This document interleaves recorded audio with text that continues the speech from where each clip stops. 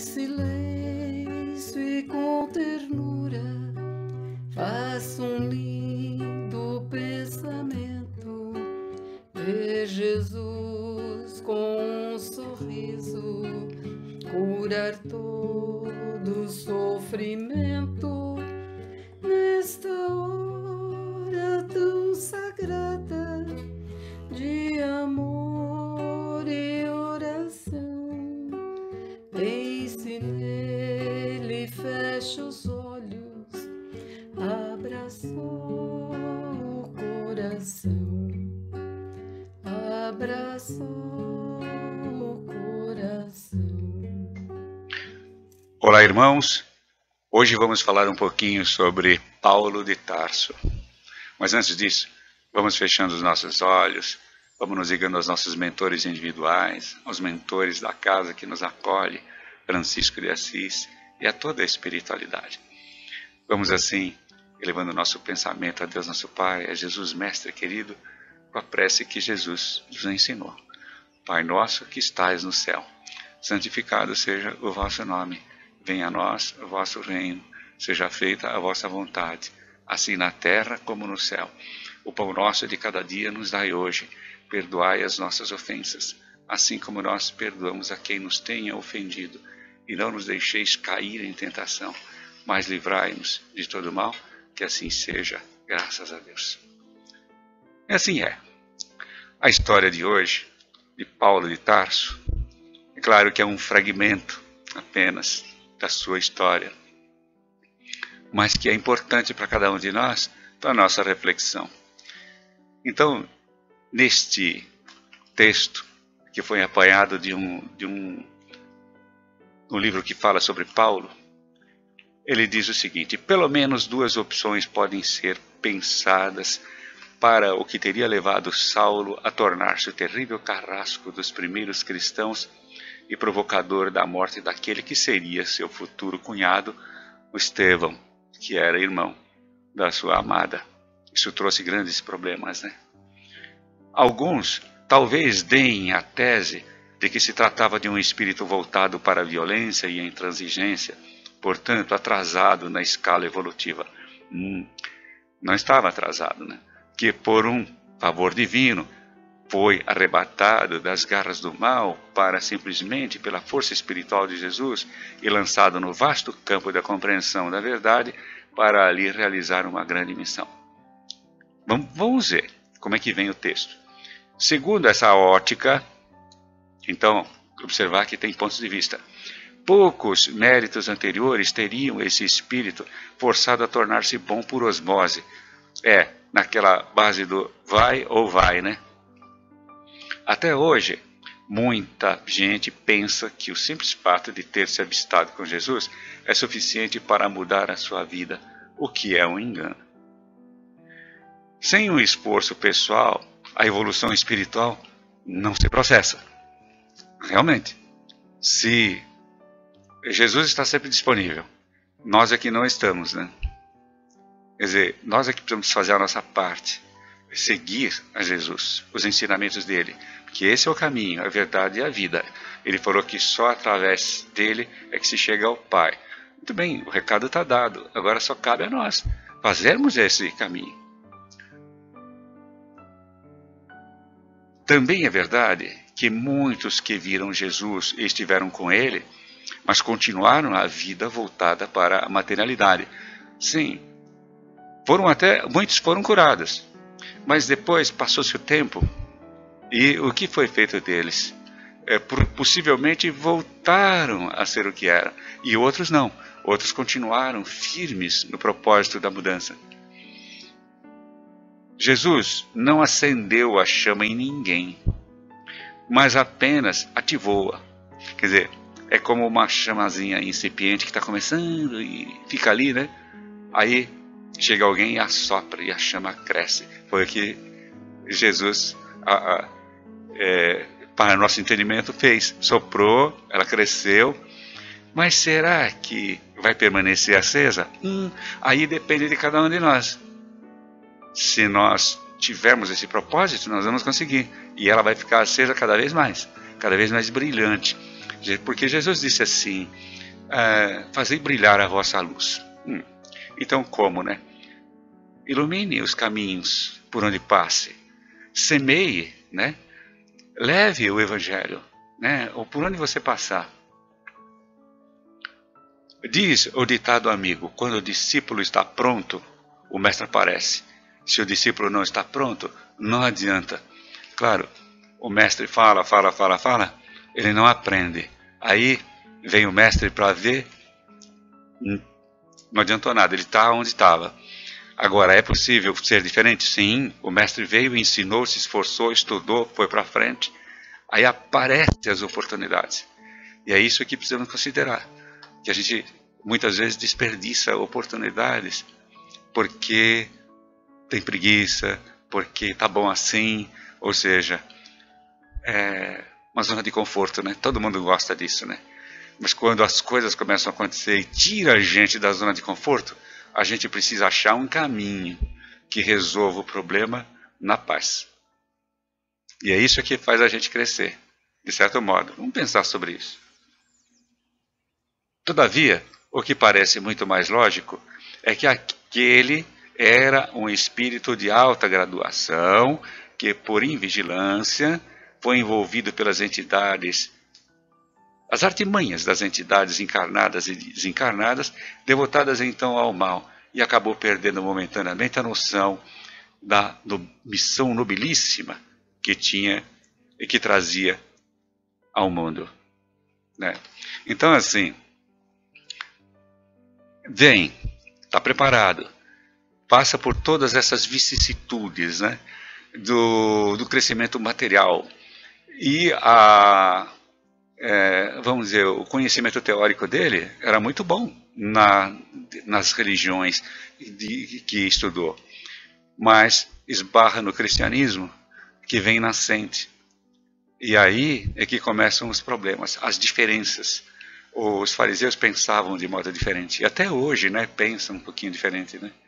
Mas tudo isso, com a graça de Deus, vai se ajustando e todos os povos vão tendendo a se entenderem, porque na eternidade a luz vai crescendo nessa direção, que também só depende da gente.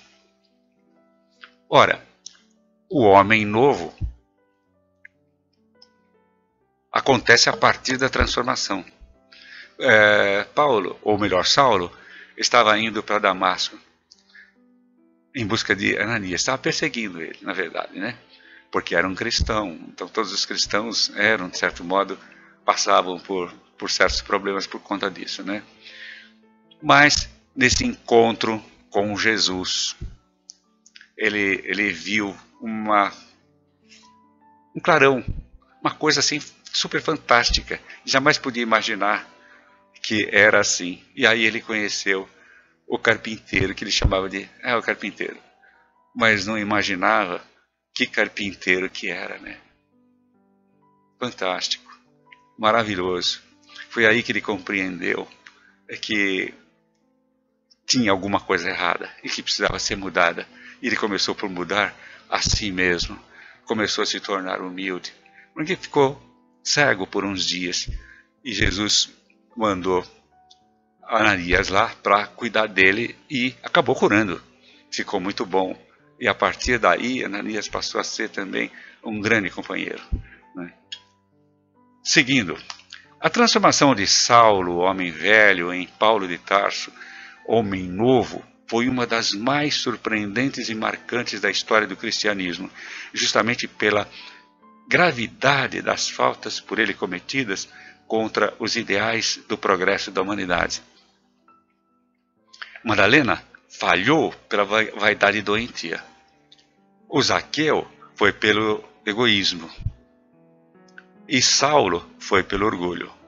Mas todos eles tiveram oportunidade e aproveitaram, porque ela sublimou. Zaqueu entendeu e deu parte da sua fortuna, ou quase toda, para os pobres. E Saulo se transforma, sendo aquele emissário de Jesus que vem para trazer o evangelho dele e semear a boa nova.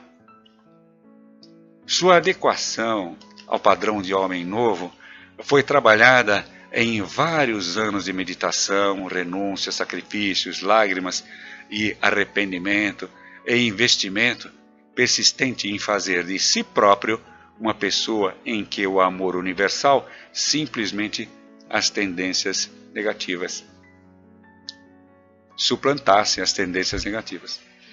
O trabalho interior transbordou em dedicação à propagação da Boa Nova por todas as terras aonde conseguiu chegar fisicamente ou através das suas famosas epístolas, ou seja, as cartas endereçadas a todas as casas que ele abriu em todos os caminhos por onde passou. Seu verbo candente atingia em cheio o coração e o cérebro dos discípulos, convencida pela sinceridade da sua reforma interior. Olha aí, sinceridade da reforma interior, ou seja, sair do homem velho para o homem novo. Transformou o cristianismo de crença limitada aos arredores de Jerusalém em tema de reflexão para centenas e milhares de estrangeiros. Ele saiu da zona de conforto, né? E foi para outra cidade. Ele andou muito, muito. É impressionante imaginar que ele andou pelo deserto, muitas vezes a pé, sem camelo. Eu não sei como ele fazia isso, mas há uma resistência muito grande nele. E ele conseguia quilômetros e quilômetros num sol ardente, e ele lá, firme, andando sozinho muitas vezes, né? E conseguiu, se suplantou. Ele continua dizendo aqui: o homem novo, atual, procura viver segundo os ditames da própria consciência, ciente de que a vida no mundo material é passageira e visa, sobretudo, o desenvolvimento intelectual moral, sendo incerto o dia da passagem para a pátria verdadeira, que é o espiritual. É que está. Nós precisamos enxergar isso. O que adianta você colocar todo o seu patrimônio físico e intelectual no material, só no material. E o espiritual, quando você vai para o lado de lá, vão te perguntar: o que você fez? Né? Porque ficou o material para trás, não veio com ele. Não se engana e nem engana os outros. Isso é uma assertiva, né? Investe em si próprio e em favor do progresso alheio. Ele precisa crescer para fazer com que os outros também façam o mesmo, cresçam. E vai levando junto. Quando for assim com toda a humanidade, todo mundo será feliz. Luta por transformar-se e ajuda a transformação dos mundos para o quê? Para melhor, sempre. Feliz de quem trilha esse caminho, pois consegue viver melhor do que aqueles que gozam dos benefícios puramente materiais. É o que eu acabei de dizer. As pessoas ficam muito preocupadas em ter, né? E esquecem de ser, né? Então, quando a gente vai levar isso conosco, porque o Espírito persiste, é eterno. O corpo não.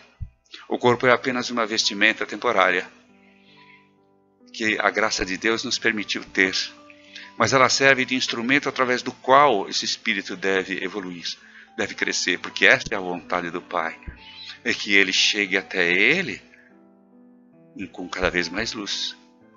Podemos fazer isso? Com certeza sim. A felicidade é resultado da consciência pacificada e somente o homem novo vive essa realidade, ou seja, a transformação é necessária. Cabe a nós uma reflexão mais profunda sobre a nossa vida, sobre as coisas que fazemos e avaliamos. Quando a gente passa pelas experiências mais pesadas, a gente consegue entender, mas depois acaba esquecendo, né? Então, o que é bom é isso, que a gente consiga entender e levar isso conosco sempre, crescendo e permitindo que os outros que estão à nossa volta cresçam juntos. E assim seja, graças a Deus. E assim vamos fazendo uma pequena vibração, vibrando intensamente pela paz do mundo, pela união e concórdia de todos os povos, por todas as criaturas que sofrem nas diversas instâncias da vida física ou espiritual. Vamos vibrando intensamente por todos os governos para que possam ter boas resoluções em tudo aquilo que fazem, né? E assim nós vamos dizendo mais uma vez a prece que Jesus nos ensinou em agradecimento a tudo que recebemos. Pai nosso que estás no céu, santificado seja o vosso nome. Venha a nós o vosso reino, seja feita a vossa vontade, assim na terra como no céu. O pão nosso de cada dia nos dai hoje, perdoai as nossas ofensas, assim como nós perdoamos a quem nos tenha ofendido, e não nos deixeis cair em tentação, mas livrai-nos, Senhor, de todo mal. Que assim seja, graças a Deus, e até lá, irmãos.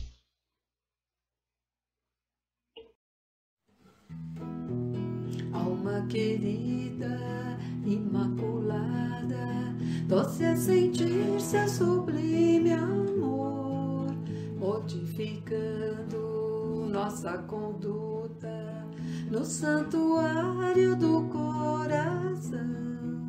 Sua humildade é melodia que até as pombas fazem canção.